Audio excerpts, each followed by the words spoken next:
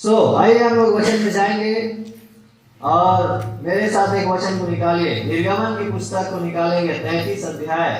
निर्गमन की पुस्तक 33 अध्याय को हम लोग देखेंगे। और जब पिछले साल हम लोग उपवास प्रार्थना में थे तो आप लोगों को मैं एक विषय को पूरा 21 दिन तक मैं सिखा रहा था और उसमें 21 दिन तो नहीं बता पाया क्योंकि बीच बीच में अलग अलग लोगों ने, हमारे कलीसिया के भाइयों ने भी और बाहर से प्रभु के दासों ने भी आकर के प्रचार किया तो गैप हुआ। और जब जब प्रचार करने का या वचन बताने का मौका मिला मैं एक विषय को लेके चला था। कितने लोगों को याद है वो विषय? कौन था वो विषय? क्या था? हालेलुया। और ये मिलाप वाला तंबू का एक विषय था जिसको हम लोग लेकर के चल रहे थे और अधूरे में ही वो रह गया और उसके बाद फिर आपको कभी मैंने उसको नहीं बताया। हालेलुया। और मेरे मन में प्रभु ने एक बात को डाला, किसी भी चीज को जब हम सिखाते हैं तो उसको कंप्लीट करना है ना, जो कि मैंने उसको अधूरा छोड़ दिया था। अब उसको हम फिर से शुरू करेंगे। हालेलुया। और उसको आज से ही शुरू करेंगे। हालेलुया।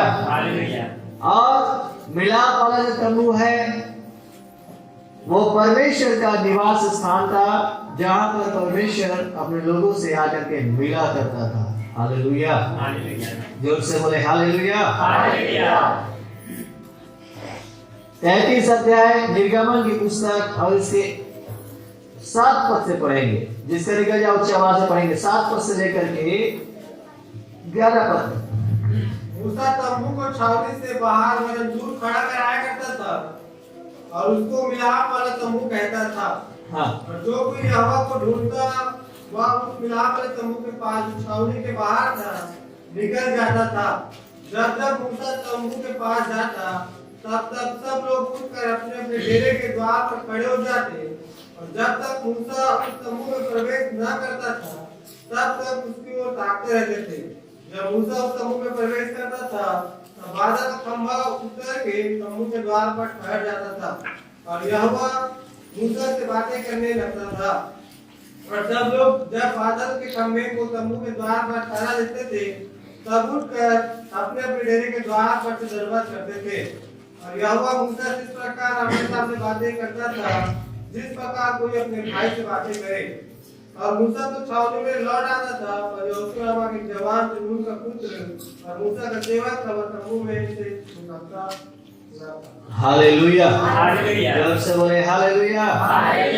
यहाँ पर हम लोग एक बहुत सुंदर दृश्य को, बहुत अच्छा एक कार्य को हम लोग देख सकते हैं। हालेलुया।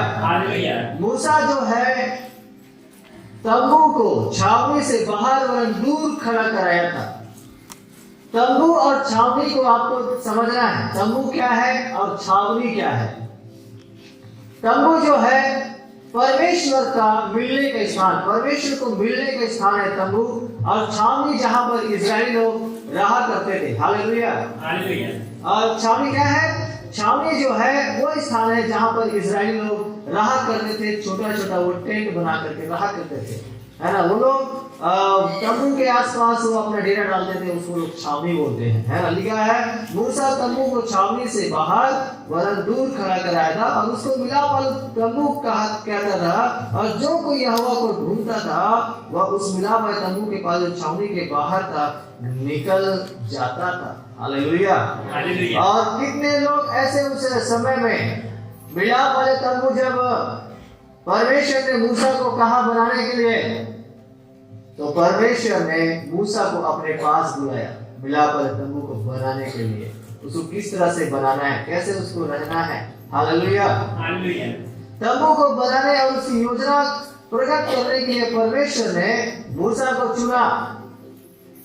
तंबू एक अनंत बातों का प्रतिरूप है। हालेलुया। तंबू जो है एक अनंत बातों का प्रतिरूप है। आज ये तंबू क्या है?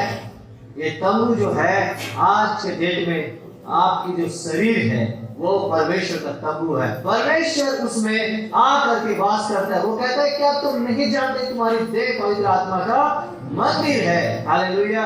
और ये जो मंदिर है ये अनंत बातों का प्रतिरूप है, मतलब वो सारी बातें उस तंबू के अंदर में मिलेगा।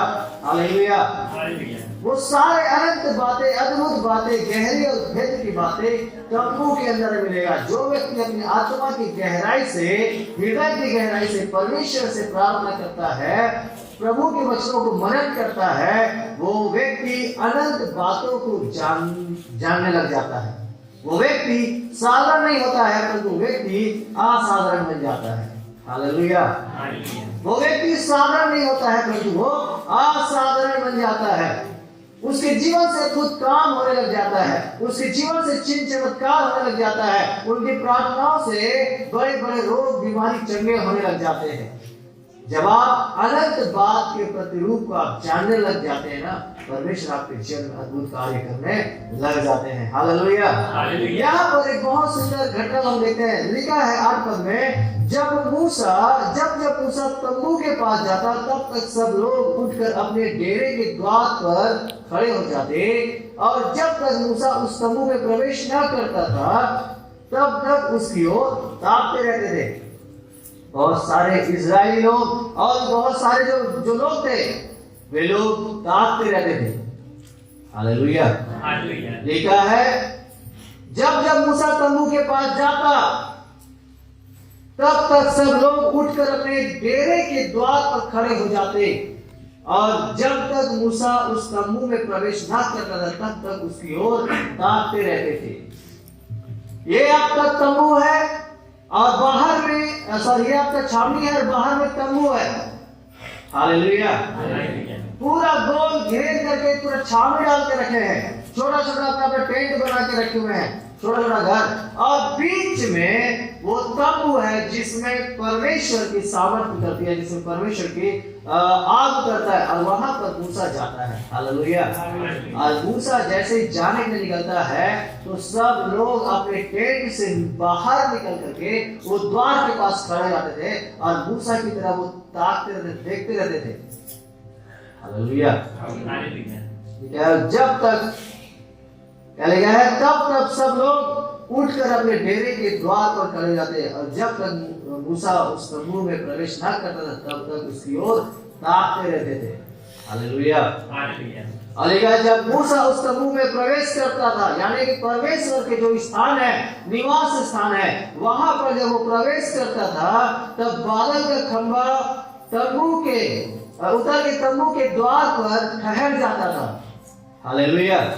और यहोवा मूसा से बातें करने लगता था। कितनी अद्भुत बातें हैं। अगर आपको परमेश्वर की आवाज को सुनना है या आप चाहते हैं कि परमेश्वर आपसे बात करे, तो आपको तंबू के अंदर जाना होगा, परमेश्वर के निवास स्थान पे जाना होगा, परमेश्वर के भवन में आना होगा, परमेश्वर के में जो स्थान खड़ा है अपने घर में प्रार्थना के लिए, उस कमरे पे जाना होगा। प्रभु यीशु मसीह ने मत्ती की पुस्तक में कहता है, जाओ अपने घर में और कोठरी के द्वार को बंद कर दो। हालेलुया। और जा करके अपने पिता से जो गुप्त में है उसे क्या कर, प्रार्थना कर। वो प्रार्थना करने के स्थान जो है वो परमेश्वर का निवास स्थान है, वहां पर आपको जाना चाहिए और आपको प्रार्थना करना चाहिए। वो स्थान आपका कमरा हो सकता है, वो स्थान एक परमेश्वर का भवन हो सकता है, वो स्थान आपका व्यक्तिगत जो आप समय बिताते हैं वो हो सकता है, लेकिन आपको परमेश्वर की आवाज को सुनना है तो आपको परमेश्वर के पास जाना होगा। हालेलुया। परमेश्वर के निकट आओ तो वह भी तुम्हारे निकट आएगा। परमेश्वर के निकट आना है तभी परमेश्वर हमसे बातें करेगा, तभी परमेश्वर की अद्भुत सामर्थ्य जो है वो उतरेगा। लिखा है बादल का खंभा, एक ऐसा बादल का खंभा उस छावनी के बाहर जो तंबू है वो तंबू पर मूसा के जाने से वो खंभा उतर जाता था। वहां पर परमेश्वर उस बादल के खंभे के रूप में उतरता था। हालेलुया। और लिखा है यहोवा मूसा से बातें करने लगता था। 10 पद में लिखा है, और सब लोग जब बादल के खंभे को तंबू के द्वार पर ठहरा देखते तब उठकर अपने डेरे के द्वार पर से ही वे लोग क्या करते थे, दंडवत करते थे। दंडवत करने का जो तरीका है ना, पूरी तरह से वो लोग झुक जाते थे। हालेलुया। वो लोग पूरी रीति से वो साष्टांग प्रणाम करते थे, वो गिर जाते थे जमीन पर लोग। और गिर करके वे दंडवत करते थे। आज आप लोग बैठ करके दंडवत करते हैं, खड़े होकर के दंडवत करते हैं, आंख बंद करके दंडवत करते हैं, आंख खोल करके दंडवत करते हैं, हाथों को उठा के दंडवत करते हैं। लेकिन एक और दंडवत है जो हमें झुक करके नीचे पूरी रीति से जमीन में लेट करके हमें दंडवत करनी चाहिए। हालेलुया। और वो दंडवत के लोग जैसे ही मूसा को परमेश्वर से बात करते हुए देखता था, हालेलुया, और बादल के खंभे जैसे ही स्वर्ग से उस तंबू पर आते हुए लोग देखते थे, वो सब के सब नीचे झुक करके वे लोग दंडवत करने लग जाते थे। Hallelujah, hallelujah, hallelujah. और दंडवत करना चाहिए। यहाँ पर 10 पद कहता है, तब उठकर अपने अपने डेरे के द्वार पर से दंडवत करते थे। अपने अपने डेरे यानी उस छावनी, जो टेंट, जो छोटा छोटा घर है, उसके बाहर से निकल करके वे लोग अपने द्वार के पास ही, बाकी जो इजराइली लोग हैं, बाकी जो भीड़ है, वो अपनी छावनी के पास ही क्या करते थे? वे लोग दंडवत करते थे। Hallelujah, hallelujah, hallelujah. और तंबू जो है अनंत बातों का एक प्रतिरूप है। वह केवल सांसारिक लोगों के लिए नहीं था, वो आत्मिक लोगों के लिए भी था। हालेलुया। और ये जो सारी चीजें हैं, ये इस्राएलियों को जो कि लोग निकले थे मिस्र से, उन्हें कनान में पहुंचाने के लिए ही नहीं था, परंतु स्वर्गीय कनान में भी पहुंचाने के लिए था। हालेलुया। जो कोई परमेश्वर के उन बातों पर, जो चिन्ह और चमत्कार जो समय होते थे, उन पर विश्वास करते थे, परमेश्वर के वचनों को पालन करते थे, वे लोग कनान में पहुंचेंगे। प्लस वो लोग कनान के बाद एक और कनान है, स्वर्ग, वहां पर भी वो लोग पहुंचेंगे। हालेलुया। आज आप और हमें भी उस कनान में पहुंचना है, तो हमें अपने छावनी से निकल करके उस जगह को देखना है जहां पर परमेश्वर का उपस्थिति है, जहां पर परमेश्वर बादल के खंभे के रूप में उतरता है। उस तरफ हमको ध्यान करना और दंडवत करना हृदय की गहराई से। हालेलुया। हम प्रार्थना करने वाले बने, तभी हम स्वर्ग में, कनान में हम पहुंचने वाले लोग बनेंगे। आज हम लोग इस संसार में जी रहे हैं, संसार में बहुत सारी रुकावटें हैं, बहुत सारी बाधाएं हैं। हम सब अच्छे विश्वासियों की तरह दिख रहे हैं, लेकिन हो सकता है बहुत सारे से गुप्त पाप, ऐसे छुपे हुए पाप आपके जीवन में होंगे, जो आपको आपके स्वर्ग जाने से आपको रोक सकता है। अगर आज की रात अगर आप मर गए, तो क्या गारंटी आप स्वर्ग जाएंगे? हालेलुया। आप स्वर्ग जाएंगे आप जब तक आप परमेश्वर की तरफ आपकी नजरें नहीं होगी। दाऊद कहता है, मैं अपनी आंखें पर्वत की ओर लगाऊंगा, मुझे सहायता कहां से मिलेगी? मुझे सहायता जो है वो धरती और आकाश से जो करता है, सारे दुनिया का बनाने वाला सृष्टि करता है, उसकी ओर से मुझे सहायता मिलती है। तो जो सहायता करने वाला परमेश्वर है ना, उसकी तरफ अपने नजरों को आप लगाए रहे ना, तभी आप उस स्वर्गीय कनान में, उस स्वर्गीय स्थान में आप पहुंचने पाएंगे। Hallelujah, hallelujah. जोर से बोले हालेलुया, हालेलुया, हालेलुया, हालेलुया। हम लोग कुछ एक बातों को देखेंगे। परमेश्वर से तंबू की योजना प्राप्त करने के लिए मूसा पहाड़ पर चढ़ गया। कहां चढ़ गया? पहाड़ पर चढ़ गया। जो लोग तराई में थे, वे केवल थोड़ा सा धुआं और आग और गर्जन का शब्द ही सुन सक रहे थे। तराई में यानी जो नीचे में थे, वे लोग क्या कर रहे थे? वे लोग थोड़ा सा धुआं को देखते थे और थोड़े से गर्जन की आवाज को सुनते थे, और लोग समझ जाते थे कि अब परमेश्वर की उपस्थिति हो गई है। लेकिन जो उस पहाड़ पर चढ़ा है, वो धुआं के बीच में है, वो गर्जन के बीच में है। हालेलुया। और वो परमेश्वर के उपस्थिति में, परमेश्वर के सामने में उपस्थित है। Hallelujah, hallelujah. तो परमेश्वर के सामने है। और जो व्यक्ति परमेश्वर के सामने में, परमेश्वर के नजदीक में, प्रभु के नजदीक में जो व्यक्ति अपने जीवन को व्यतीत करता है, परमेश्वर अपनी योजनाओं को उसके ऊपर प्रकट करता है। Hallelujah, hallelujah. जो व्यक्ति परमेश्वर के उपस्थिति में जीवन बिताता है, जो व्यक्ति आत्मिक जीवन जीता है, जो व्यक्ति प्रार्थना करता है, वो व्यक्ति साधारण नहीं है। उसके अंदर में परमेश्वर अपनी योजना को प्रकट करेगा। मूसा पहाड़ पर गया, ऊंचे स्थान पे गया, प्रार्थना के और ऊंचे स्थान पे गया। परमेश्वर ने मूसा के जीवन में अपनी योजना को प्रकट किया। हालेलुया। लेकिन जो लोग तराई में थे, नीचे में थे, वे लोग थोड़ा सा धुआं और थोड़ा सा गर्जन को सुन रहे थे। वैसे ही कुछ है कि विश्वासी लोग जो होते हैं, वे लोग थोड़े से चमत्कार, थोड़े से कुछ आशीषों में वो लोग संतुष्ट रहते हैं, वे लोग ऊंचे तक पहुंच नहीं पाते हैं। हालेलुया। कुछ एक विश्वासी लोग क्या करते हैं, लोग ऊंचे तक नहीं पहुंच पाते हैं, लेकिन आपको ऊंचे तक पहुंचना है। हालेलुया। कलीसिया के लोगों को मूसा के समान पहाड़ पर चढ़ जाना है, ताकि आप परमेश्वर को फेस टू फेस आप बातचीत करें। यहाँ पे क्या लिखा है 11 पद में, और यहोवा मूसा से इस प्रकार आमने सामने बातें करता था जिस प्रकार कोई अपने भाई से बात कर रहा है। कितना अद्भुत बात है। हालेलुया। मूसा बात करता है परमेश्वर से, और यहाँ पे कहता है ऐसे बात करता है जैसे कोई अपने भाई से बात कर रहा हो। हालेलुया। कितना क्लोज परमेश्वर और मूसा है। आप जब परमेश्वर की उपस्थिति में जीवन बिताएंगे, आप भी परमेश्वर को एक भाई की तरह, एक दोस्त की तरह, एक मित्र की तरह आप उससे बातचीत कर सकते हैं। हालेलुया। लेकिन जो लोग तराई में रहते हैं, नीचे स्तर पर रहते हैं, वे लोग, उनके जीवन बहुत सारे बाधाएं रहती हैं। वे लोग चुगली में फंसे रहते हैं, पाप में फंसे रहते हैं, बुराई में फंसे रहते हैं। उसका एक जो पैर है वो आत्मिकता में रहता है, तो दूसरा पैर संसारिकता में रहता है। तो वो लोग तराई में जीने वाले लोग हैं, और वे लोग केवल थोड़ा सा धुआं को ही और थोड़े से गर्दन को ही देखकर वो लोग क्या रहते हैं, वे लोग संतुष्ट रहते हैं। लेकिन आपको उतने में संतुष्ट नहीं होना है, आपको उससे कहीं ज्यादा परमेश्वर के दास मूसा के समान आपको आमने सामने बातें करने वाला होना है। हालेलुया। कितने लोग परमेश्वर सामने सामने बातें करना चाहते हैं?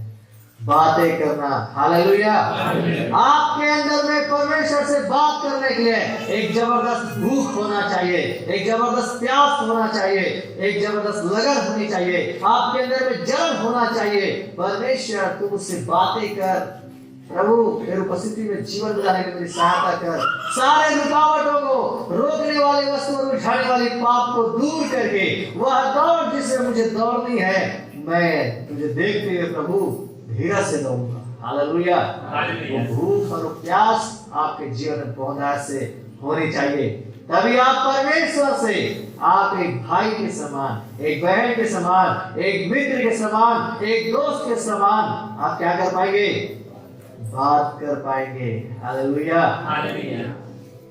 कितना अद्भुत है। स्वर्ग का परमेश्वर हमारे लिए भाई बन जाता है, हमारे लिए मित्र बन जाता है, सारे दुनिया का मालिक, और हम लोग केवल थोड़े से गर्जन में और थोड़े से धुआं में, जो लोग तराई में थे, बाकी इजरायली लोग, बाकी विश्वासी लोग, वे लोग देख रहे हैं कि पौध चढ़ गया है वो सिने पर्वत पर, और वो बातें कर रहा है, और उसका चिन्ह क्या है? गर्जन। बहुत जोरों से गर्जन हो रही है, धुआं उठ रहा है पहाड़ से। आपको उस गर्जन के बीच में, उस धुआं के बीच में जाना है। हालेलुया। जब वहां पर जाएंगे ना, हो सकता है आपको 1 हफ्ता लग जाए, हो सकता है आपको 10 दिन लग जाए। हालेलुया। मूसा को कितना दिन लग गया? 40 दिन। वो 40 दिन तक वहां पर था। हालेलुया। जोर से बोले हालेलुया। अगर आपको गहरे प्रकाशन को पाना है, तो आपको परमेश्वर की उपस्थिति में गहराई से आगे जाना है। हालेलुया। हालेलुया।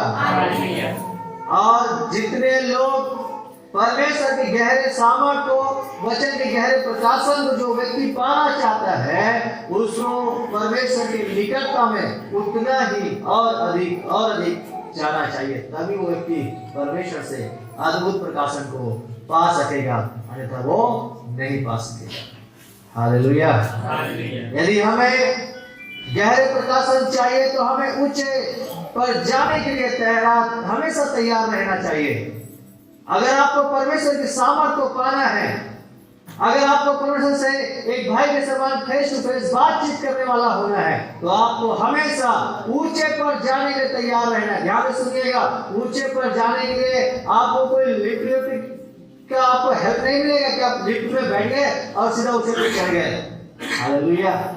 या तो कोई जैसे पहाड़ में उड़न खटोला होता है, आप उड़न खटोला में बैठ गए और सीधा चोटी पे पहुंचा दिए। नहीं, आप तो ऊंचे पे चलने के लिए बहुत सारे कठिनाइयों का, परेशानियों का आपको सामना करना है। स्टेप बाय स्टेप आपको चढ़ते जाना है, और आप जब चढ़ते जाएंगे एक दिन आप जरूर परमेश्वर के जो स्थान है जहाँ पर से धुआं उठता है, जहाँ पर से गर्जन उठती है, वहां पर अपने आप को पाएंगे और आप परमेश्वर को फेस टू फेस देखेंगे, बातचीत करेंगे। हालेलुया, जोर से बोले हालेलुया।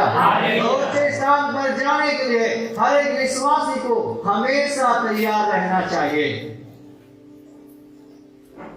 ऊंचे स्थान पर हर एक विश्वासी को जाने के लिए हमेशा तैयार रहना चाहिए। हालेलुया। हमें अपने आसपास के लोगों के समान जीवन नहीं बिताना चाहिए। कई लोग, विश्वासी लोग, एक विश्वासी दूसरे विश्वासी को देख के जीवन बिताता है। एक विश्वासी क्या करता है, दूसरे विश्वासी को देख के, वो व्यक्ति बहुत अच्छा प्रार्थना करता है, मुझे भी वैसा ही प्रार्थना करना चाहिए। वो व्यक्ति अच्छा वचन पढ़ता है, मुझे भी वैसे ही वचन पढ़ना चाहिए। बिल्कुल पढ़ना चाहिए, लेकिन वैसा ही नहीं, उससे बेहतर होना चाहिए। हालेलुया। आप एक दूसरे को देख के मत चलो, आप परमेश्वर को देख के चलो। हालेलुया। आप जिसको देख रहे हैं, हो सकता है वो कोई पाप में फंसा हो जिसको आप नहीं जानते हैं। हो सकता है वो कोई ऐसे गलत काम को कर रहा हो जिसे आप नहीं जानते, और आप उसको देख करके आत्मिक जीवन को चलने की कोशिश कर रहे हैं। श्राप पीटा हुआ मनुष्य जो मनुष्य के ऊपर भरोसा रखते हैं, आप मनुष्य के ऊपर भरोसा न करें। इसलिए आप किसी भी व्यक्ति को देख करके न चले। हालेलुया। उनकी तरह भी नहीं चलना चाहिए जो कलीसिया में अच्छा लीड करते हैं, कलीसिया में अच्छा गाते हैं, बजाते हैं, उनको भी देख के नहीं चलना चाहिए। कई बार वे लोग भी पाप में पड़े होते हैं, बाहर से दिखावा करते हैं, लेकिन अंदर से वो क्या है, उसको परमेश्वर जानता है। हालेलुया। इसलिए आप उनको भी देख करके मत चलो जो आपको दिखाई देता है। हालेलुया। आप वही देखते हैं जो आपको दिखाया जाता है। इसलिए आप उन चीजों को देखने की कोशिश करो जो आपको नहीं दिख रहा है, और वो तभी संभव है जब आप ऊंचे पर चढ़ने के तैयार हैं। हालेलुया। और वो तभी संभव हो पाएगा जब आप पहाड़ पर, उस चोटी पर चढ़ने के तैयार है जहां पर मूसा चढ़ा, जहां पर से उसने परमेश्वर से बातचीत की आमने सामने। जोर से बोले हालेलुया, हालेलुया।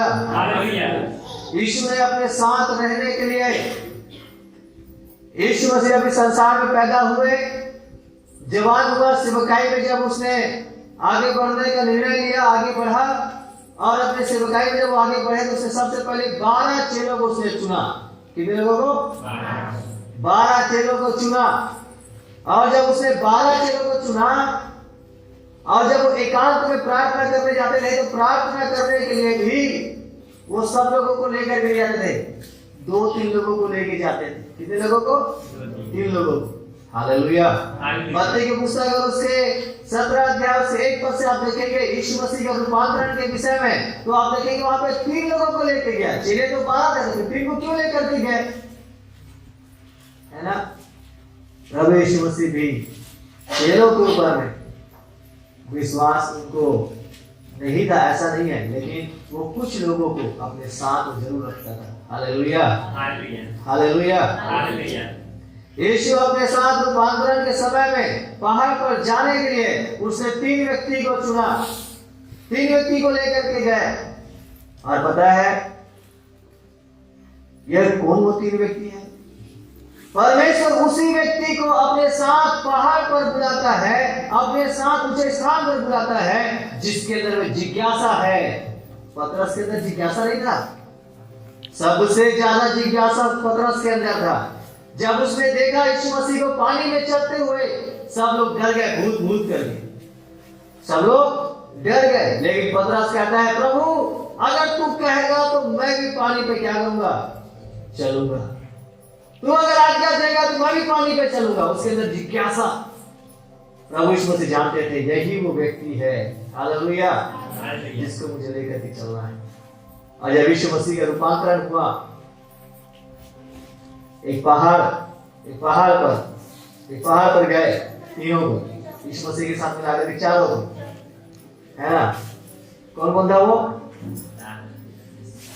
पतरस था, यूहन्ना था और याकूब। यूहन्ना, पतरस और याकूब, ये तीनों जो थे ना बहुत ज्यादा जिज्ञासु थे, बहुत ज्यादा उत्साहित रहते थे परमेश्वर के काम को करने के लिए, प्रभु यीशु मसीह की कॉपी करने के लिए, प्रभु यीशु मसीह जैसा कर रहे वैसा करने के लिए।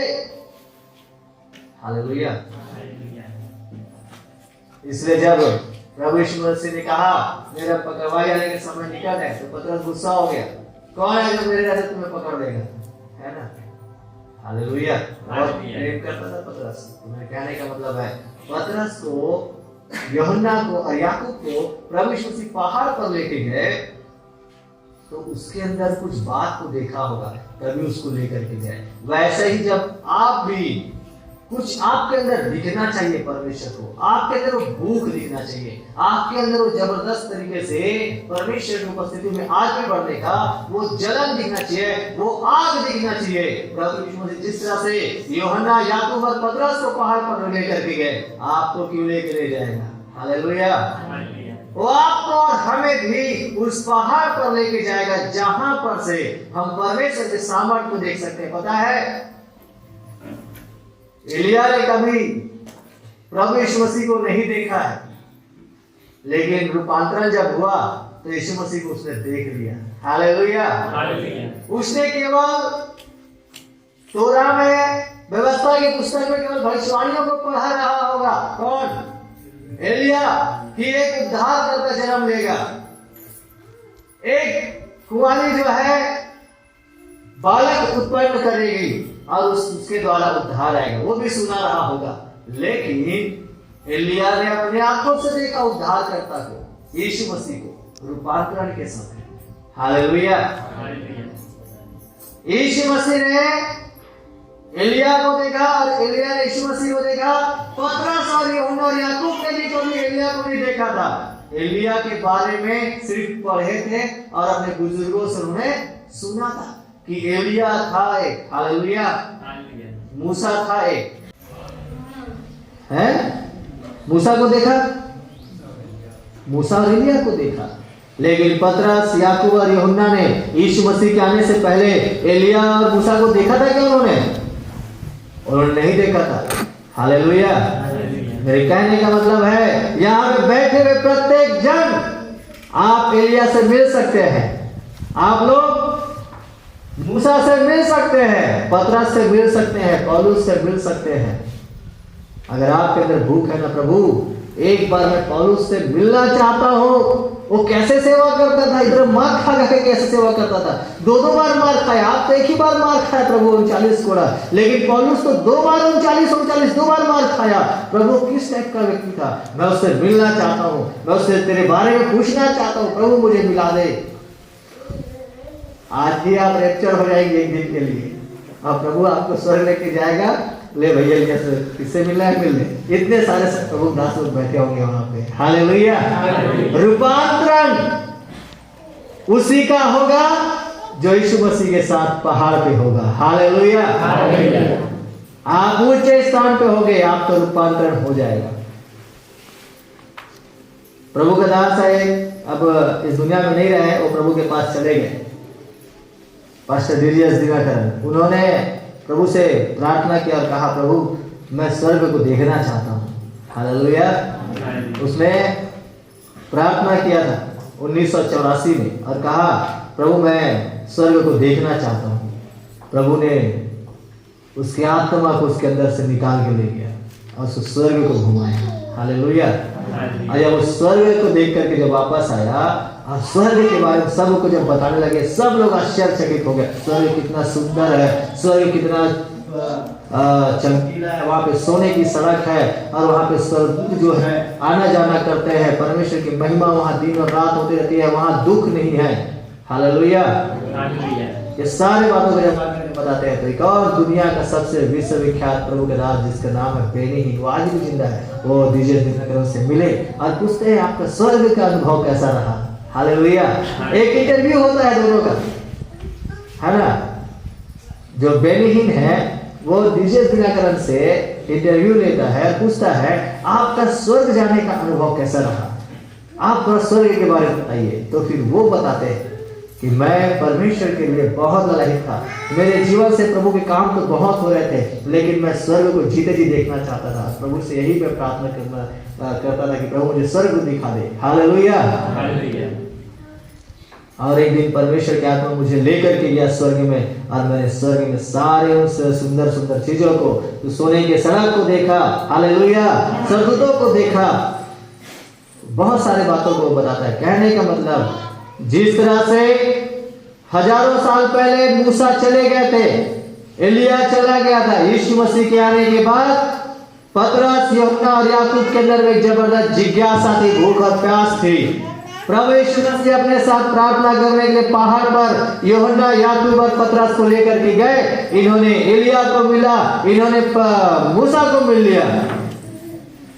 आज आप भी मूसा से, एलिया से, पतरस से, याकूब से, यूहन्ना से, प्रभु यीशु मसीह से, स्वर्गदूतों से आप मिल सकते हैं। हालेलुया। आप सोने के सड़क पर रेंग करके चल करके आ सकते हैं। हालेलुया। जोर से बोले हालेलुया। मेरे कहने का मतलब है प्रियो, अपने जीवन को हम मूसा के समान बनाए। हम मूसा जिस तरह से वो बातें करता था परमेश्वर की उपस्थिति में जा करके, वैसे ही हम परमेश्वर की उपस्थिति में जा करके प्रार्थना करने वाला बने। हालेलुया। गत्सेमनी के बाग में उसके साथ प्रार्थना करने के लिए अक्सर वो तीन लोग ही जाया करते थे, यूहन्ना, याकूब और पतरस। और वास्तव में प्रभु यीशु मसीह उन्हीं को लेकर के जाना चाहते हैं जो जिज्ञासु है, जो इच्छुक है। आप भी अगर यहाँ पर बैठे, आपके अंदर इच्छा है, तो तभी प्रभु आपको उठाएगा, तभी आपको परमेश्वर बढ़ाएगा, तभी आपको सामर्थ्य से भर के इस्तेमाल करेगा, तभी आपके जीवन में फलवंत आने लगेगी। लेकिन अगर आप इच्छुक नहीं है, आपको परमेश्वर कैसे आपको जबरदस्ती लेके जाएगा। हालेलुया। हालेलुया। हालेलुया। जब आप आराधना करते हैं, आपकी आराधना जीवित परमेश्वर को भाने वाले जीवित आराधना होना चाहिए, है ना। वो आराधना नहीं होना चाहिए। मान लेते हैं कि व्यक्ति मर गया है, क्या हो गया है, मर गया है, और उसको जबरदस्ती चलाने की कोशिश कर रहे हैं। एक तरफ एक व्यक्ति है, दूसरी तरफ एक और व्यक्ति है, बीच में डेड बॉडी है, और दोनों के हाथ पांव को पकड़ के वो चलाने की कोशिश कर रहा है। तो वो डेड बॉडी कैसे चलेगा, है? उसका मुंडी कभी इधर रुकेगा, उसका मुंडी कभी उधर रुकेगा, उसका हाथ कभी ऐसे गिरेगा, उसका एक हाथ कभी ऐसे गिरेगा, क्योंकि उसके अंदर जान नहीं है। तो आपकी जो आराधना है ना, ऐसा ही है, कभी इधर बिगड़ता है, कभी उधर बिगड़ता है, कभी ऐसा होता है, कभी वैसा होता है ना। आप उसको जबरदस्ती चला रहे हैं। तो आपकी जो आराधना है, ऐसे मरा हुआ आराधना, पेड़ ढकेल वाली आराधना नहीं होनी चाहिए। आपकी आराधना जीवित परमेश्वर की आराधना करते हैं आप, आपको पता होना चाहिए, आपकी आराधना भी जीवित होनी चाहिए। हालेलुया। जोर से बोले हालेलुया। आप एक दूसरे को देख करके आराधना ना करें, वो नहीं गा रहा है तो मैं नहीं गाऊंगा, वो नहीं कर, नहीं, आपको स्वयं, तभी तो परमेश्वर आपको देखता है, आपके हृदय को, तभी आपको ऊंचा उठाता है। हालेलुया। हालेलुया। मत्ती के पुस्तक उसके 26 अध्याय उसके 27 पद को पढ़ेंगे। मत्ती 26-27 जल्दी से। फिर उसने कटोरा लेकर धन्यवाद किया, और उसने कटोरा लेकर धन्यवाद किया और उन्हें देकर कहा, 36 अध्याय, सॉरी 36 पद, 26 से 36 पद। तब यीशु अपने चेलों के साथ गत्सेमनी नामक एक स्थान पे आया, और यीशु जो है गत्सेमनी नामक एक स्थान पे आया, और अपने चेलों से कहने लगा, और अपने चेलों से कहने लगा, यहीं बैठे रहना, यहीं बैठे रहना, जब तक मैं वहां जाकर प्रार्थना करूं। और यीशु मसीह गत्सेमनी बाग में क्या कर रहे हैं? प्रार्थना कर रहे हैं और अपने चेलों से कहता है यहीं पर ठहरे रहो। क्या करो? यहीं पर ठहरे रहना, मैं प्रार्थना करके आता हूं ऊंचे स्थान पर। पता है ये वो चेले लोग थे जो हमेशा यीशु मसीह के साथ दिन और रात उसका पीछा नहीं छोड़ते थे, हमेशा उसके पीछे लगे रहते थे। यीशु मसीह जो करेगा वो हम करेंगे, यीशु मसीह जहां जाएगा वहां हम जाएंगे। तो ये लोग ना यीशु मसीह की प्रार्थना करने के समय भी चले आते थे, तो यीशु मसीह को बोलना पड़ता था तुम लोग यहाँ रुको, मैं प्रार्थना करके आ रहा हूँ। हालेलुया। और वैसे ही कुछ मूसा के साथ भी, जब आप 11 पद को पढ़ेंगे, 33 से 11 पद को लिखा है, और यहोवा मूसा से इस प्रकार आमने सामने बातें करता था जिस प्रकार कोई अपने भाई से बातें करे। और मूसा तो छावनी में लौट आता था, पर यहोशू नामक एक जवान, एक चेला, हालेलुया, यहाँ पर भी एक चेला है और यीशु मसीह का भी चेला है। और ये चेला क्या करता था? लिखा यहोशू नामक एक जवान जो नून का पुत्र और मूसा का सेवक था, वह तंबू में से ना निकलता था, इसके अंदर जबरदस्त भूख था। हालेलुया। इसके अंदर परमेश्वर के काम को देखने का। मूसा कैसे बात करता है, मूसा कैसे वो आमने सामने बात करता है। मूसा निकल के चला गया तंबू से, वो अपने जाके छावनी में सो गया, लेकिन कौन ले गया है? यहोशू, उत्तराधिकारी यहोशू ऐसा नहीं बना। हालेलुया। अगर आपको परमेश्वर के राज्य में प्रभु के दासों के समान और उससे बड़े बड़े काम आपके जीवन से होना है, तो आपको जैसे मूसा के साथ यहोशू, जैसे यीशु मसीह के साथ यूहन्ना, याकूब और पतरस, वैसे ही आपको भी उनके पीछे पीछे, हालेलुया, प्रभु यीशु मसीह के पीछे पीछे भेड़ के समान चल रहा है। वचन कहता है मेरे भेड़े मेरे शब्द को सुनती है, पहचानती है और वो मेरे पीछे हो लेती है। हालेलुया। यहोशू का पुस्तक, व्यवस्था विवरण के बाद यहोशू के पुस्तक है। अगर यहोशू का पुस्तक है और यहोशू के जीवन से अद्भुत काम हुआ है, तो उसका कारण यही है क्योंकि यहोशू जो है मूसा का साथ नहीं छोड़ता। मूसा चला गया प्रार्थना करके अपना घर, लेकिन यहोशू जो है बैठा ही है भवन में। हालेलुया। परमेश्वर कैसे उसको ऊपर नहीं उठाएगा? परमेश्वर कैसे उसको इस्तेमाल नहीं करेगा? उसको इस्तेमाल किया। मूसा के मरने के बाद, मूसा के जाने के बाद यहोशू को उत्तराधिकारी बनाया।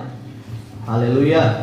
आज जो व्यक्ति उत्साहित नहीं है ना, परमेश्वर के राज्य में मरे हुए लोग हैं, परमेश्वर के जीवन से कई बड़े बड़े काम नहीं करेगा। जो व्यक्ति उत्साहित है, जो व्यक्ति हमेशा परमेश्वर के लिए कुछ करना चाहते हैं, परमेश्वर के हृदय को जानता है। प्रभु यीशु मसीह ने महान आदेश दिया, जाओ सारे जाति लोगों को सुसमाचार सुनाओ, जाओ सारे जाति लोगों को पिता पुत्र पवित्र आत्मा के नाम से बपतिस्मा दो, उन्हें चेला बनना सिखाओ। ये सारी आज्ञाओं को हम तभी पालन करेंगे जब हमारे अंदर में जबरदस्त एक जिज्ञासा रहेगी। हालेलुया। और आप उस डेड बॉडी की तरह हैं जिसको मैं जबरदस्ती बांध करके लेके जा रहा हूं। प्रभु कहेगा बेटा इसको छोड़, ये लोग मर गए हैं, है ना, ये लोग मरे हुए हैं, तो छोड़, ये लोग कुछ नहीं कर सकते। उनको ध्यान दे जिंदा है, जीवित आराधना करेंगे, जीवते परमेश्वर के काम करेंगे। हालेलुया। यहाँ पर हम देखते हैं यहोशू मूसा के पीछे पीछे लगा रहा, है ना। 11 पद का जो आखिरी लाइन है ना, बहुत सुंदर लाइन है। कहता है पर यहोशू नामक एक जवान है जो नून का पुत्र और मूसा का सेवक था। वो मूसा का सेवा करता था। अब मूसा का सेवक किस तरह का सेवा करता था? वो हाथ पांव दबा देता था, उसका कपड़ा तन धो देता था, उसका बुरिया बिस्तर लगा देता था, उसके लिए खाना वाना बना देता था, या उसके पास बैठ करके वो वचन सीखता था। वो किस तरह का उसका सेवक था? जब बाइबल कहता है कि यहोशू मूसा का सेवक था, हालेलुया, तो जरूर सब काम वो करता रहा होगा। हालेलुया। और आज किसी को बोलेंगे जाओ थोड़ा बाथरूम को धो दो, नाराज हो जाएंगे, भैया मेरे को बाथरूम धोने के लिए बोल दिए। इतने सारे लोगों को किसी नहीं बोल सकते, मेरे को ही बोल दिए। क्या सेवा करोगे? है हालेलुया। किसी को बोल देंगे जाओ थोड़ा झाड़ू लगाओ, अगर आप मन में सोचते हैं कि भैया मुझे ही झाड़ू लगाने बोल दिया, किसी और को तो बोल सकते थे, तो आप एक अच्छे सेवक भी नहीं हो, है ना। हालेलुया। जो काम आपको दिया जाता है उसको आप हृदय की गहराई से आपको एक्सेप्ट करना चाहिए और आपके अंदर जिज्ञासा होना चाहिए। आज्ञा पालन में बहुत बड़ी आशीष होती है, इसलिए आशीष पाना है तो आज्ञाकारी बनो। हालेलुया। आज्ञा पालन में बहुत बड़े बड़े आशीष है। आशीष पाना है तो आपको क्या करना है? आज्ञाकारी बनना है। हालेलुया। जोर से बोले हालेलुया। प्रकाशित वाक्य की पुस्तक और उसके 14 अध्याय उसके 4 पद कहता है, जहां कहीं मेमना जाता है और उसके भेड़ जो है उसके पीछे पीछे हो लेती है। जिन्हें परमेश्वर की बातों के लिए बड़ी भूख रहती है, वे लोग मेमने के पीछे पीछे, यीशु मसीह के पीछे पीछे चलते हैं। हालेलुया। उन्हें कलीसिया और नित्यता के बारे में गहरी और महिमामय प्रकाशन परमेश्वर देता है। जो लोग मेमने के पीछे, यीशु मसीह के पीछे चलते हैं जिज्ञासा के साथ, बड़ी ललक के साथ, यूहन्ना, याकूब और पतरस के समान, परमेश्वर उसको गहरा प्रकाशन देता है। परमेश्वर उसको महिमामय प्रकाशन देता है। परमेश्वर उसको फेस टू फेस बात करने के लिए उससे नीचे उतर आ जाता है। जिसके अंदर जिज्ञासा है, जिसके अंदर बड़ी लालसा है बात करने के लिए, परमेश्वर से प्रार्थना करने की। हालेलुया। हालेलुया। निर्गमन की पुस्तक है उसके 24 अध्याय और उसके 15 पद को पढ़ेंगे। निर्गमन 24 का 15 जल्दी से पढ़ेंगे। तब मूसा पर्वत पर चढ़ गया, और तब मूसा पर्वत पर चढ़ गया, और बादल ने पर्वत को छा लिया, और बादल ने परमेश्वर को छा लिया। ये बादल जो है ना, मूसा जब जब आता था परमेश्वर से बात करने के लिए, बादल उसको क्या कर लेता था? छा लेता था। हालेलुया। परमेश्वर मूसा से बात करने के लिए उसको अकेला बुलाता था। क्या करता था? अकेला बुलाता था। ध्यान से सुनिएगा, परमेश्वर मूसा को अकेला चढ़ा तो पहाड़ में, और जैसे मूसा पहाड़ में जाता था अकेला। मैं अकेला क्यों बोल रहा हूं पता है? क्योंकि कुछ लोग जो है आप साथी ढूंढ रहे होंगे। कोई प्रार्थना में जाएगा तब मैं जाऊंगा, कोई प्रार्थना में बैठेगा तब मैं बैठूंगा, कोई वचन पढ़ रहा होगा तो मैं पढ़ूंगा। आप कभी आगे नहीं जाएंगे। लेकिन परमेश्वर ने मूसा को अकेले बुलाया। आपके अंदर में अकेले चलने की भूख होनी चाहिए। अकेले चलने के लिए भी आपके अंदर जिज्ञासा होना चाहिए। हालेलुया। परमेश्वर मूसा से बात करने के लिए उसे अकेला चाहता था। कई बार पता है आप किसी पर्सनल बातों को, कई एक विश्वासी भाई बहन लोग होते हैं, वे लोग क्या करते हैं, कुछ अपने पर्सनल बातों को बोलने के लिए, जिससे वो बोलना चाहता है उसको अकेला देखना चाहता है। वो काश अकेला होगा तो उसके पास जाकर कुछ चर्चा को करूंगा। हालेलुया। वैसे कुछ एक विश्वासी लोग होते हैं, प्रभु के दासों को थोड़ा देखते रहते हैं कि पास्टर जी थोड़ा खाली होंगे तो उससे जाकर मैं मिलूंगा, कुछ बात करूंगा। हालेलुया। करते हैं लोग ऐसा? है? नहीं करते कि अपने बातों को हम जाके सबके सामने कुछ भी बोल देते हैं। नहीं, जब आप अकेले होते हैं ना, तभी परमेश्वर अपनी भेद की बातों को, गहराई बातों को आपको बहुत अच्छे से विस्तार ढंग से आपको समझाते हैं। आपको जब कुछ परेशानी है, कुछ निवेदन देना है, आप पास्टर के पास आते हैं, अगुआ के पास आते हैं और उसको आप अकेले में विस्तार ढंग से बातचीत करते हैं और बोलते हैं भैया ये प्रॉब्लम है, ये समस्या है, वो बात है। और भैया भी अच्छे से समझता है क्योंकि उसके पास और कोई दूसरा व्यक्ति नहीं है। हालेलुया।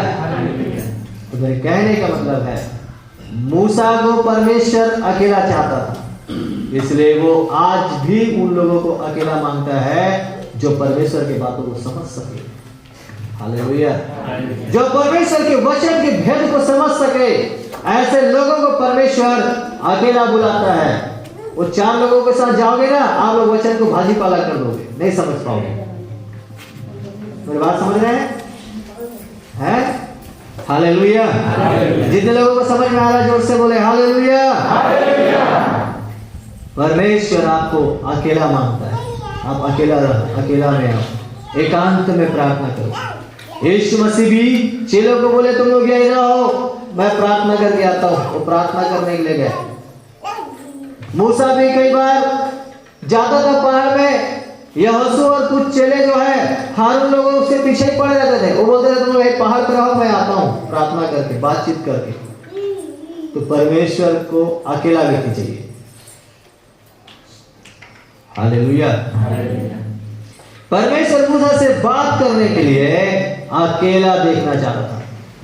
आज भी आप एकांत में परमेश्वर से बात करते हैं ना, परमेश्वर ने भेद की बातों को विस्तार रूप से आपको बताता है। हालेलुया। सही क्या है, गलत क्या है, पाप क्या है, झूठ क्या है, सच क्या है, आत्मिकता क्या है, संसारिकता क्या है, सबको आप ध्यान से अच्छे से समझने लग जाते हैं।